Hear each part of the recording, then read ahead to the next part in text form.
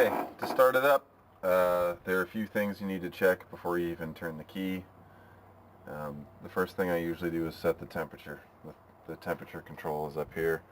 For most of the cleaning that I do, I turn it up to 225 and just let it be there.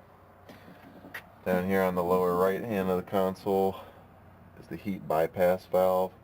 This is a manual control that will bleed hot water out of the heat exchanger into the waste tank. It's used for cooling the machine down rapidly at shutoff, and it opens counterclockwise. You don't want that open at startup because you won't get hot water. So close it, but don't crank on it. Just make sure it's shut. Typically, when you're cleaning carpet, you have two choices of which heat exchanger system to use. You'll run it in the heat exchanger position, not the muffler heat exchanger position. And you can switch back and forth between them by pushing this in and turning it. So that's where you want it for most cleaning, is heat exchanger. Okay, if it's the first start of the day, pull the choke. There is, on this switch that's labeled water pump switch, this section over here that says water oil pressure override. That's to override two safety switches that the machine has. If the water pressure drops below, I think it's 100 psi, the machine shuts down automatically. If the oil pressure drops down too low, the machine shuts down automatically. So in order to get the thing started, you have to override those two safety switches. So you turn that to the right, turn the key to to the left, turn the key to its first position, and the flow jet pump from the fresh water tank will fill the water box. I'm going to turn the key and let it start up, and I'm going to hold the override switch to the left until I see the pressure gauge come up to where I want it. It needs to be above 100, but typically it should go up to 300, which is where you're going to run it. Might not get quite up there at idle speed, but it needs to be close. If you watch the pressure dial, you see that the pressure has already come up high enough. You can let go of the switch. And it's running.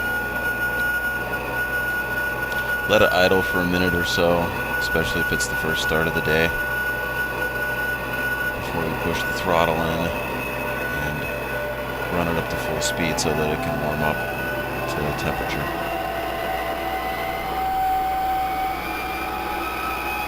Like so.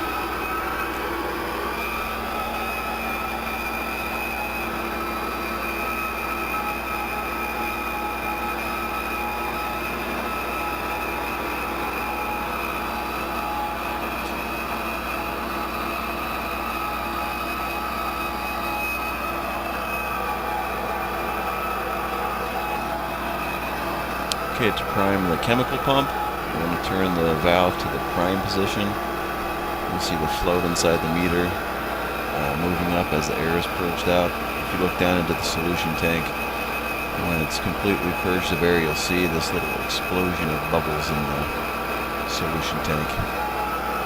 Pump is primed. Turn the valve to chemical. The knob next to it is for metering when you're ready to go.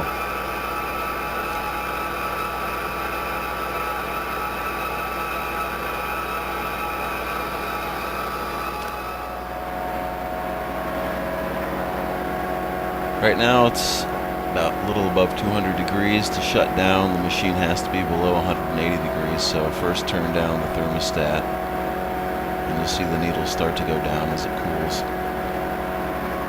To speed it on its way down to 180, open up the heat bypass valve, a couple turns, and that will also bleed off hot water into the waste tank and send the heat down faster. It's down to temperature. You could shut it off at this point, but if this is the last job of the day, you need to lubricate the vacuum blower. Do that by sealing up both vacuum inlets. opening the lubrication cup and squirting WD-40 into the lubrication cup for about 10 seconds.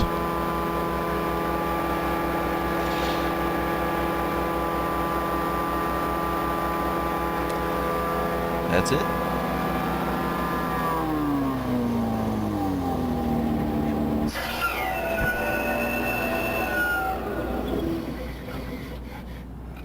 Clock out and go home.